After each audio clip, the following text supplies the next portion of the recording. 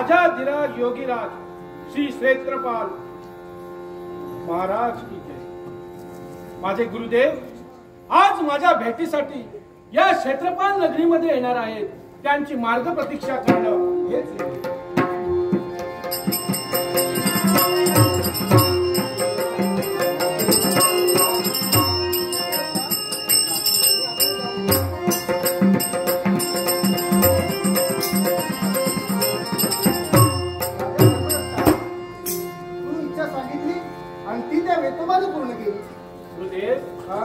आजपर्यंत त्या माझ्या भगवंताने आणि गुरुदेव आपण माझ्या मनातील इच्छा तुम्ही पूर्ण केला। म्हणजे मी सांगितल्याप्रमाणे मला अंगरक्षक मिळाला। कुठे आहे तो?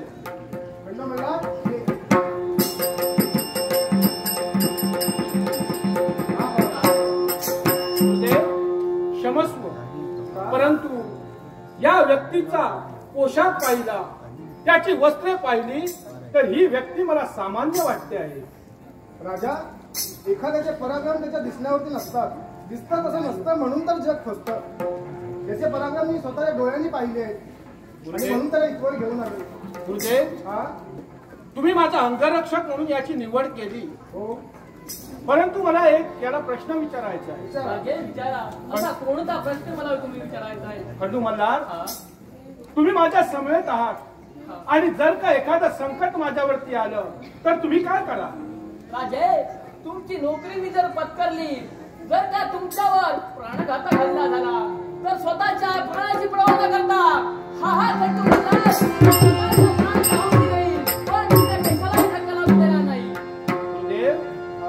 या खंडू मल्हाराच्या मुखातील शब्द ऐकले मला ना धन्यता वाटली आणि आज माझा अंगरक्षक म्हणून या खंडू मल्हाराची आपण नेमणूक केली ती योग्यच असेल।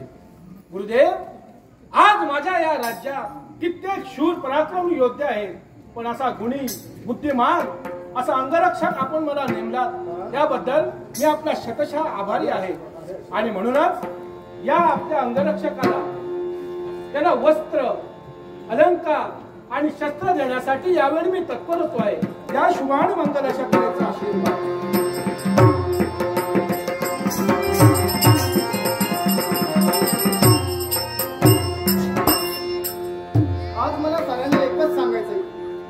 जे बलवीर पाशाने केलं ते तुम्ही करू नका, कुणाची निंदा करू नका। निंदेसारखं पाप या जगामध्ये नाही, कारण मनुष्य प्राणी जेव्हा जन्माला येतो तेव्हा जन्माची कल्पना ही सर्वांना अगोदर होते, पण मृत्यूची नाही।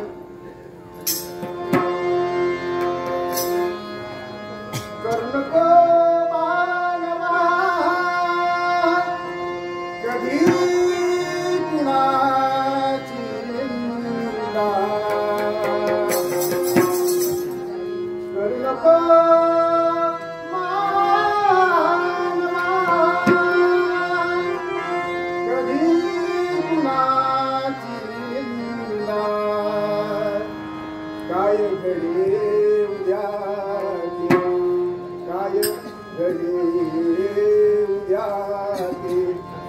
बाकी करशील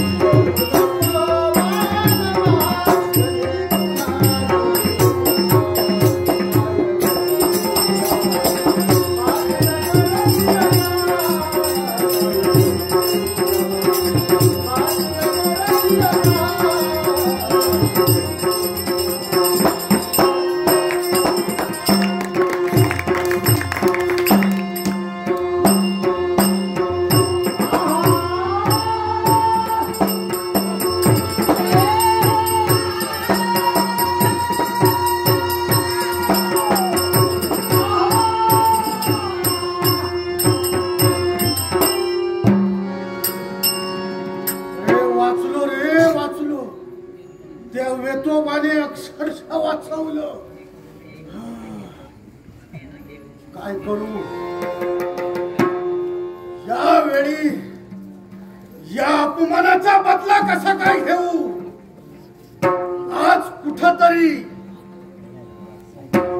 आज या माणसाला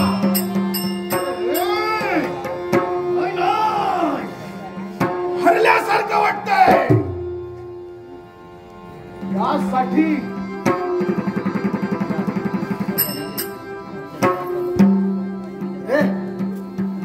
अजूनही या बलवीर पाशी अघोरी विद्या संपन्न आहे होय आणि या अघोरी विद्याच्या जोरावर सर्वांचा बदला हा बलवीर पाशा घेऊ शकतो यावेळी या क्षणी हा बलवीर पाशा काय करतो आहे अशी शक्ती निर्माण करतो आहे की माझ्या अपमानाचा बदला यावेळी माझी शक्ती घेईल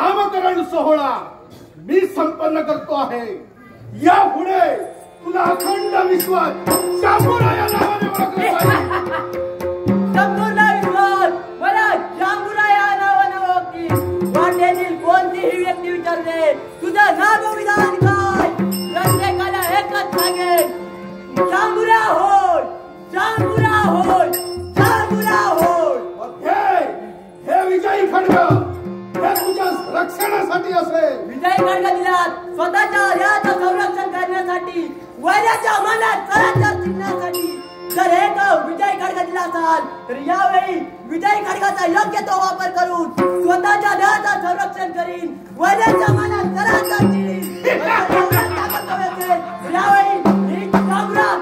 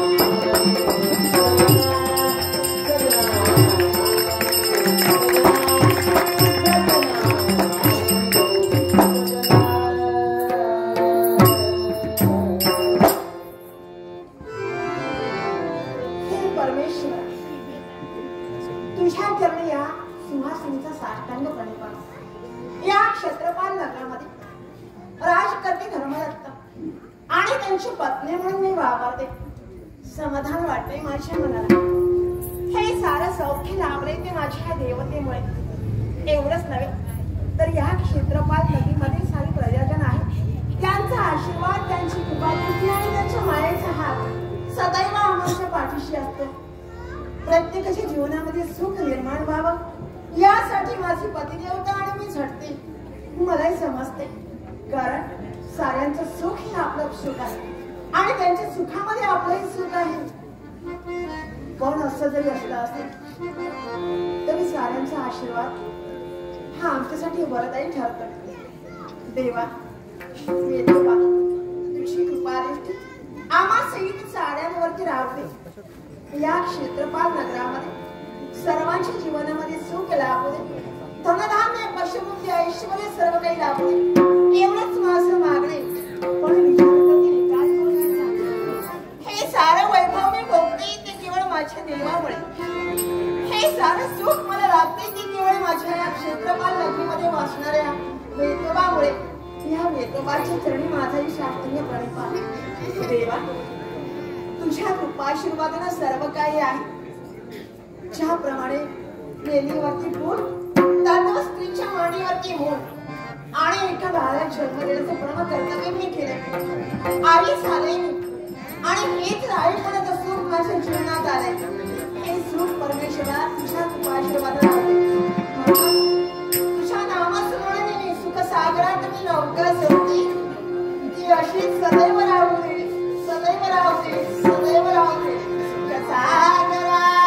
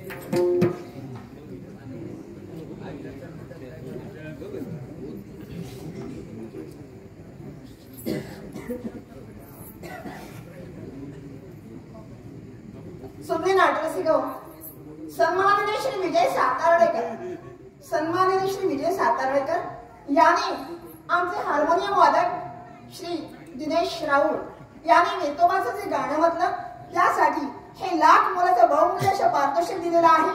या पारितोषिकाचा स्वीकार बलभीम दशावतार नाट्य मंडळाच्या वतीने करते. तुम्हा समस्त रसिक प्रेक्षकांच्या समोर नम्रपणे नतमस्तक होऊन आदरपूर्वक या पारितोषिकाचा स्वीकार करून धन्यवाद. पण हो, विचार करते एकाच गोष्टीचा.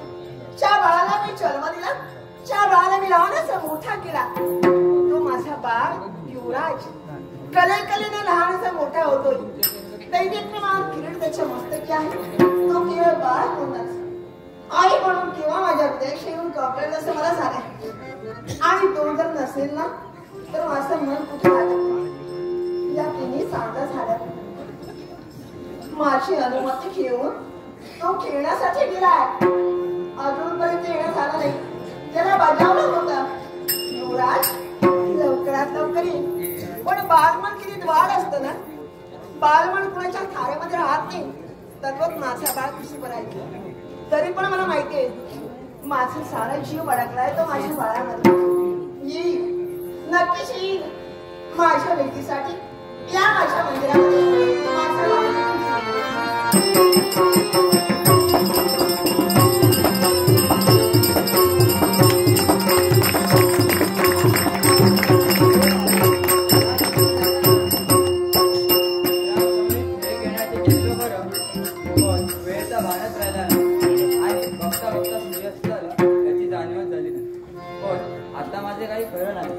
कारण आई माझ्यावरती ओरडणार आणि माझ्याशी बोलणारही नाही. पण मला चांगलंच ठाऊक आहे की आईचं मन कसं ओळखायचं.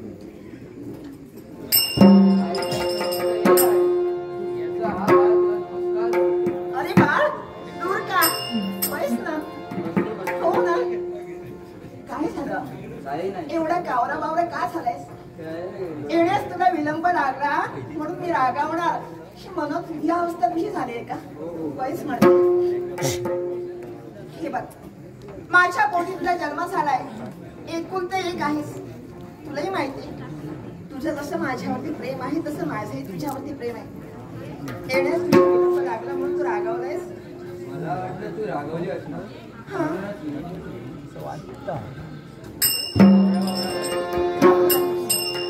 ही आई असताना मुळेच घाबरायचं नाही. कारण आई आपल्या पाल्याला सांभाळून घेते. कुठे चुकला असेल, कुठे काही जर काही खडली असेल तर बाळाला आपल्या पाठीशी घालते. तद्वत योग्य वेळी त्याला मार्ग दाखवते. सांग, काय तुझ्या मनात आहे? भीती मोठी का गाळून उडाली तुझी? काय झालंय? काही नाही. घाबरू नकोस. असं वाटतंय काय? मला माझी जनरल सेवा करायची. अरे आनंदाने. का नाही? मी साथ देईन तुला. हो, घाबरू नकोस. अजिबात नाही घाबरायचं. बोल.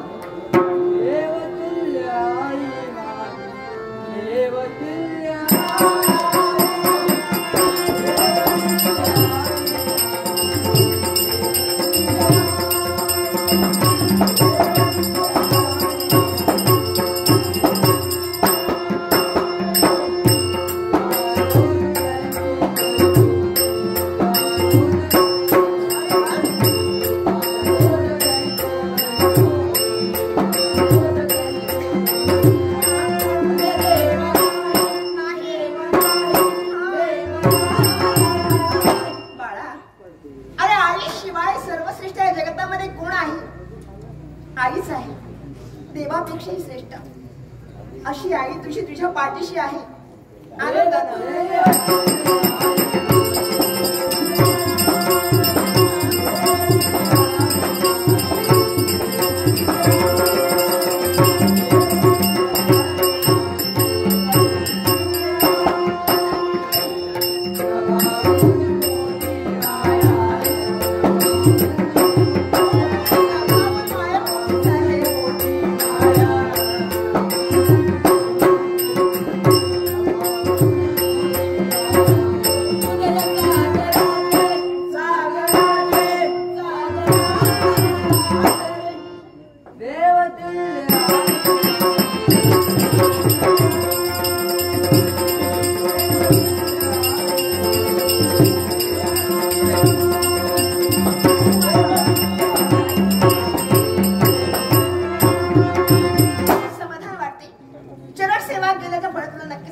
माझा देव विधवा तुला कुठली कमतरता देणार नाही.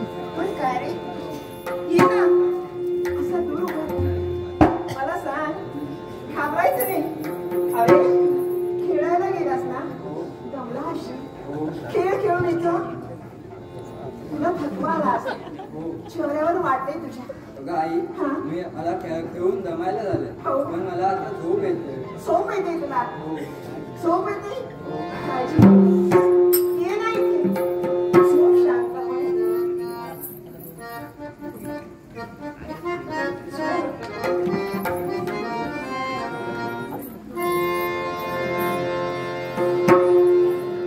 शांतपणे. मी आहे तुझ्या सोबत, काळजी करू नकोस. अरे